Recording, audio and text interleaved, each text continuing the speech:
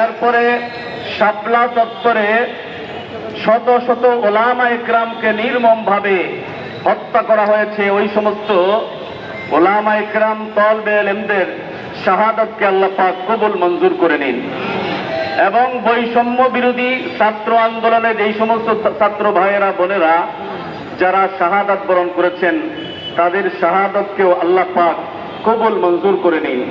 আমি আপনাদের কাছে জানতে চাই, ভারত কি আমাদের বন্ধু না দুশমন?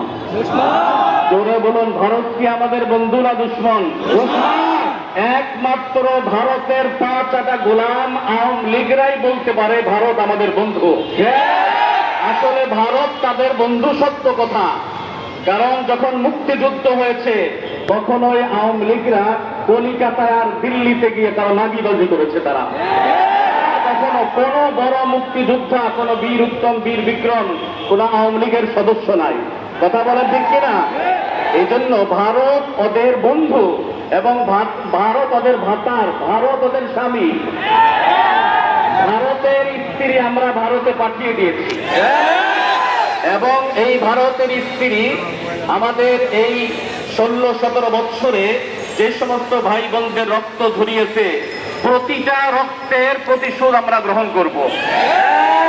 যেই জাতি ব্রিটিশকে তাড়াইতে পারে, পাকিস্তানি হানাদারকে তাড়াইতে পারে, তারা ভারতের আগ্রাসন কোনোদিনই মেনে নেবে না। তারা ভারতকে আমরা কোনোদিনই ভয় পাই নাই, আজও আমরা ভয় পাই না।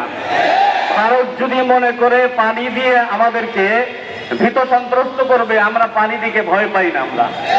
আমরা তোমাদের এই পানি দিয়ে ওযু করে আমরা গাজওয়াতুল হিন্দের প্রস্তুতি নিব ইনশাআল্লাহ, এবং তোমাদের তখ্তে তাউসকে আমরা তসরফ করে দিব ইনশাআল্লাহ। ভারতকে আমরা সতর্ক করি, সাবধান করি। প্রতিবেশী, তোমাদের কোন প্রতিবেশীটা ভালো আছে?